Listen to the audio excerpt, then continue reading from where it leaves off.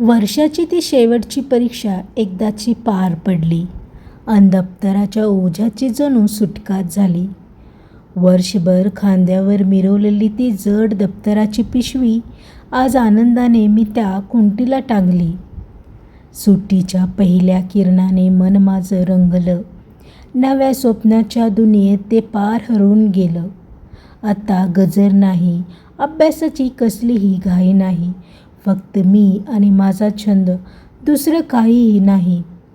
बाहेर जरी सूर्य आता आग ओकू लागला आहे, तरी त्याचा हा तांबूस रंग मला हवाहवासा वाटला आहे. कारण सुट्टीचे हे सोनेरी दिवस मनाला सुखावून जातात. कधी मैत्रिणीसोबत बागेत मनसोक्त फिरायचे आहे, तर कधी आजीच्या कुशीत गोष्टीमध्ये हरवायचे आहे. सुट्टीचा हा सुगंध आता हळूहळू दरवळू लागला. माझ्या बालपणीचा हा ऋतू जणू पुन्हा बहरून आला. शाळेची घंटा आता काही दिवस शांत राहील, पण माझ्या उत्साहाची लहर साऱ्या अंगणात वाहील. नव्या ऊर्जेने, नव्या आनंदाने मी स्वतःला सजवेन. सुट्टीच्या या सुंदर गावाला मी मनापासून गाठेन.